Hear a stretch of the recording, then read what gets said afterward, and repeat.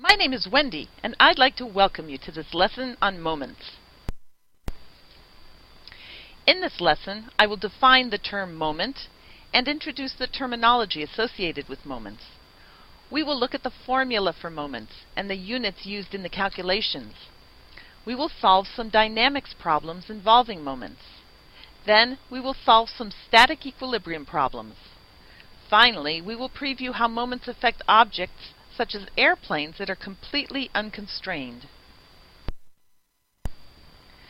Recall that a force is a push or a pull on an object as a result of an interaction with another object. Depending on where the force is applied and whether the object is confined, the force may cause no motion, or purely translational motion, or it may result in a twisting or spinning motion. The moment of a force, which is also referred to as torque, is a measure of the force's tendency to rotate the object about an axis or point. This wrench is confined by the head of a hex bolt, with its axis being the center line of the threaded shaft of the bolt. The force applied to drive the bolt produces a measurable moment, and the wrench rotates about the axis of the bolt. A review of the terminology associated with moments is necessary at this point. As we mentioned before, a moment is produced by a force. For these problems, force will be denoted by the letter F. A moment is measured with respect to a pivot point or axis. The pivot is analogous to the fulcrum of a lever. Finally, a moment depends on the perpendicular length or distance from the force to the pivot. The distance is denoted by the letter D. Notice I stated perpendicular distance. In this diagram, the force is already perpendicular to the wrench, which is essentially a lever arm. In cases when the force is not perpendicular, some trigonometry must be applied. We will show an example of that later in this lesson. Given the force F and the perpendicular distance of the force from the pivot D, the moment of the force, which will be denoted by the letter M, is equal to the force times the distance. Note that the moment is directly proportional to both the force and the distance. If you increase either the force or the distance of the force from the pivot, then you will increase the moment of the force. The unit of measure for the moment of a force is derived from its components. In the English customary system, the unit is the pound-foot. In the International System, or SI, moment is measured in Newton meters. Moment is a vector quantity, meaning that it has both magnitude and direction, or sense. The convention for the direction of the moment of a force uses what is called the right-hand rule.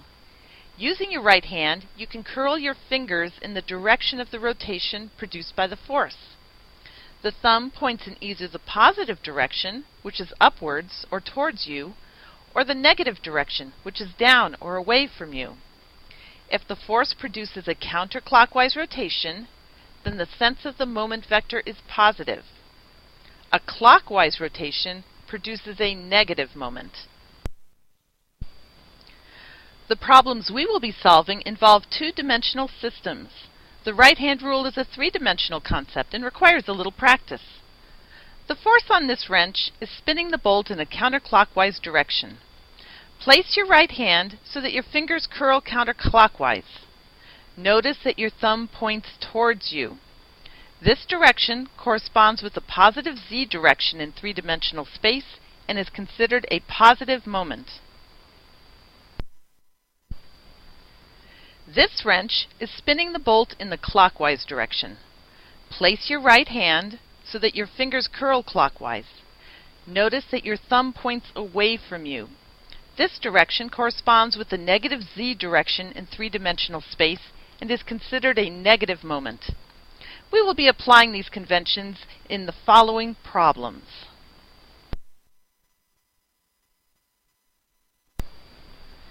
This first set of moment problems involves dynamics, which studies how bodies and systems move in reaction to forces acting upon them. In a system which is not fully constrained, moments result in rotational motion.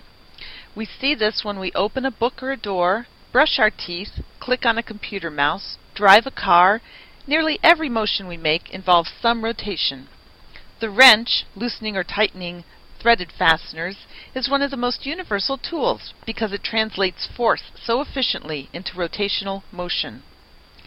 In this first problem, a wrench is used to tighten a bolt with a 20-pound force applied 9 inches from the pivot point. First, write down the formula. Moment m equals the negative of the product of the force F and the distance d. The negative sign is applied to the product in this case because I used the right-hand rule to determine the direction of the moment. Next, ensure that the units are compatible with the units used in moment problems. In this case, the distance is expressed in inches, whereas the customary units for distance is feet. The distance of 9 inches is equivalent to 0.75 feet.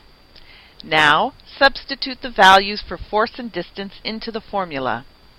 The moment resulting from the 20-pound force is negative 15 pound-feet, or 15 pound-feet in the clockwise direction. Let's look at the effect of using a longer wrench.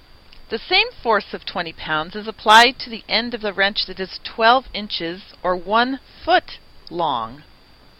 We solve the problem in the same manner. First, write the formula. Again, the moment is clockwise or negative. Substitute the force and the distance values and solve. The magnitude of the moment produced by the same force of 20 pounds has increased from 15 pound-feet to 20 pound-feet just by increasing the length of the wrench. In fact, it's a proportional increase. The length increased by 1/3 and the moment increased by 1/3. The lesson is clear. Choose the largest wrench available for the job. This wrench has an interesting L shape. The wrench designer thought that this might be a more comfortable way to grip the wrench to drive the bolt. The force is the same 20 pounds applied to the end of the L. For moment problems, we must use the perpendicular distance of the force from the pivot point. In this case, the perpendicular distance is 3 inches or 0.25 feet. The calculation follows the same process. Write down the formula, taking into account that the moment is clockwise or negative. Substitute the values for force and distance. The calculated moment for this unusual wrench is only 5 pound-feet in a clockwise direction. By adding the L to the wrench, the ability of the wrench to torque the bolt was drastically reduced. Not such a good idea after all. Tight or crowded situations sometimes require that an offset wrench be used to access a bolt. How much will the offset affect the moment produced by the force? The geometry of this offset wrench places an 8-inch right-angle segment 8 inches from the pivot point, and the wrench handle projects out another 10 inches after the offset. The 20-pound force is at the end of the 10-inch segment. Remember, in moment calculations, we use the perpendicular distance of the force from the pivot point. In this case, the perpendicular distance is the sum of the horizontal dimensions, 8 inches plus 10 inches. This converts to 1.5 feet. The process is the same. Formula, substitute, and solve. The total moment produced by the force is 30 pound-feet clockwise. Most important to note in this problem is that the 8-inch offset had no effect on the moment. A straight 18-inch wrench will produce the same moment as this offset wrench. The wheel and axle, another simple machine, provides another opportunity for evaluating moments. This ship's wheel rotates counterclockwise as the result of a 100 Newton force applied as shown. Notice in this problem we are using metric units. The radius of this ship's wheel is 50 centimeters. Recall that the metric units for moment problems are newtons and meters. The radius of the wheel is also the perpendicular distance of the force from the pivot point.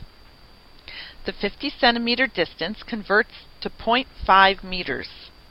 The solution process once more includes first writing the formula. For this wheel, the right-hand rule indicates that the moment is positive. Substitute the force and distance values, then solve the equation. The 100 Newton force produces a 50 Newton meter moment. A casual sailor might apply the 100 Newton force at an angle other than tangent to the wheel. How will this affect the moment? The force we see in this problem is 50 degrees from the horizontal. The wheel radius is still 50 centimeters. The force shown can be broken down into its x and y components. Since the x component is in line with the pivot point, its perpendicular distance from the pivot point is 0, therefore the magnitude of its moment is 0. The y component of the force vector has a perpendicular distance from the pivot point which is equal to the radius of the wheel. It is this y component of the force that we will use for the moment calculation. Using trigonometry, the y force is the side opposite the 50-degree angle. Thus, Fy equals the force times the sine of 50 degrees. Solving, Fy equals 76.6 newtons. Again, the distance is 0.5 meters. The formula is m equals Fy times d. Substitutions are made, and the moment of the force applied at an angle of 50 degrees is 38.3 Newton meters. This is significantly less than the 50 Newton meters provided by a force applied tangentially.